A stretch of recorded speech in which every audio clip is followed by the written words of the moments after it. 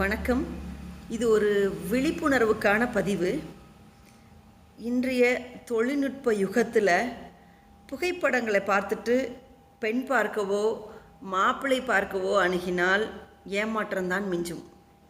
ஏன்னா நம் கைபேசியில் உள்ள கேமராவின் துல்லியத்தை பொறுத்து முகங்களை கலராகவும் உடைகளிலிருந்து மாறுபடுத்தி காட்டுகிறது. ஸோ அதை பார்த்துட்டு நாம் இப்படித்தான் இருப்பாங்க அப்படித்தான் இருப்பாங்கன்னு நினச்சிக்கிட்டோம் அப்படின்னா அது நம்மளுடைய தவறு. என்னையவே மேற்கோள் காட்டி உங்களுக்கு சொல்கிறேன் பாருங்களேன். ஸோ நான் கருப்பாக தான் இருப்பேன். என்னை அறிந்தவர்களுக்கு, என் ஊரை சேர்ந்தவர்களுக்கு என்னை தெரியும். இந்த புகைப்படத்தை பார்த்துட்டு ஏமாந்தது உங்கள் தவறு, சரிங்களா? ஸோ அதுக்கு நான் பொறுப்பில்லை.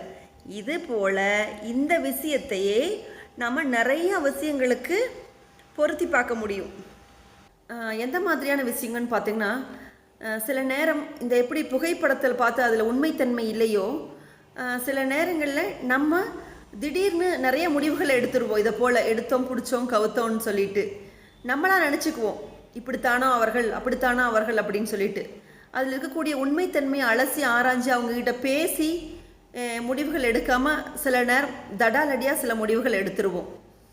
ஸோ அதெல்லாம் பார்த்திங்கன்னா இந்த புகைப்படத்தை போல தான், சரிங்களா? ஸோ அப்போ நம்ம என்ன பண்ணணும், எந்த விஷயமா இருந்தாலும் நம்மளாக ஒன்று நினைத்து கொள்ளாமல் அதற்குரியவர்கள் யாரோ அவர்கள்ட்ட பேசி தெளிவுபடுத்திட்டு சில விஷயங்களுக்கான முடிவுகளை நாம் எடுக்கலாம்.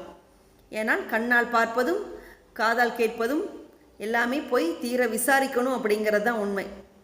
ஸோ அப்படி முடிவுகளை எடுங்க. சிவாய நம.